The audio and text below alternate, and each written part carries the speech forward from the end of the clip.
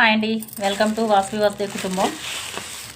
ఈరోజైతే dry fruits laddu కోసం కాదు, జస్ట్ ఓన్లీ నెయ్యి వేసి వేయించేసి దీన్ని కొంచెం ఉప్పు కారం చల్లేస్తున్నాను. మనం ఏదో విధంగా డ్రై ఫ్రూట్స్ కొంచెం తీసుకుంటే సరిపోద్ది కదా, దానికి లడ్డు పర్పస్లోనే తీసుకోనక్కర్లేదు. ఇలాగా వేయించేసి కొంచెం నెయ్యి వేసి వేయించేసి దీనికి ఉప్పు కారం చల్లేస్తాను. అది కూడా లైట్గా, చాలా కొంచెం. ఇవైతే ఓన్లీ అవిసె గింజలేనండి, ఓన్లీ డ్రై రోస్ట్ చేస్తున్నాను. ఇవి ఇందులోని నెయ్యి అది ఏం వేయలేదు, ఓన్లీ డ్రై రోస్ట్. ఇది పళ్ళెలో వేసేస్తున్నాను. ఇది ఏమో వేయించిన అవిసె గింజలు, ఇవన్నీ ఇప్పుడు నెయ్యి వేసి వేయిస్తాను. ఇందులో కొంచెం నెయ్యి వేస్తున్నాను.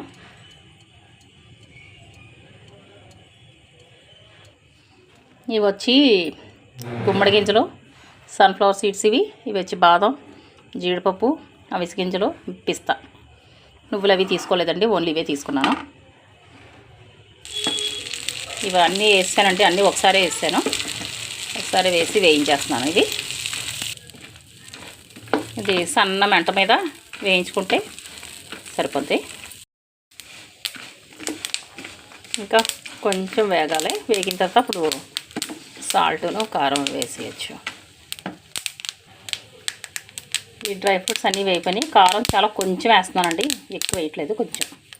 అలాగే సాల్ట్ కూడా చాలా తక్కువ వేసాను. కలిపేద్దాం మొత్తం అంతా. ఇప్పుడు ఇదంతా కలిసిపోయిద్దాం. స్టవ్ ఆఫ్ చేసేద్దాం. స్టవ్ ఆఫ్ చేసాను.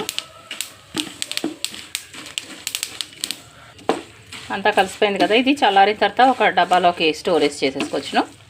ఇలా సరిపోద్ది. ఇది మనకి లడ్డూలు అయితే నక్కర్లేదండి, డ్రై ఫ్రూట్స్ తినాలనుకున్నప్పుడు ఇలా చేసుకుని తినేసినా మనం ఇంట్లో చేసేసుకోవచ్చు. ఇది ఈజీగానే, మనం అంతంత రేట్లు పెట్టి కూడా కొనుక్కోనక్కర్లేదు, సింపుల్గా అయిపోద్ది.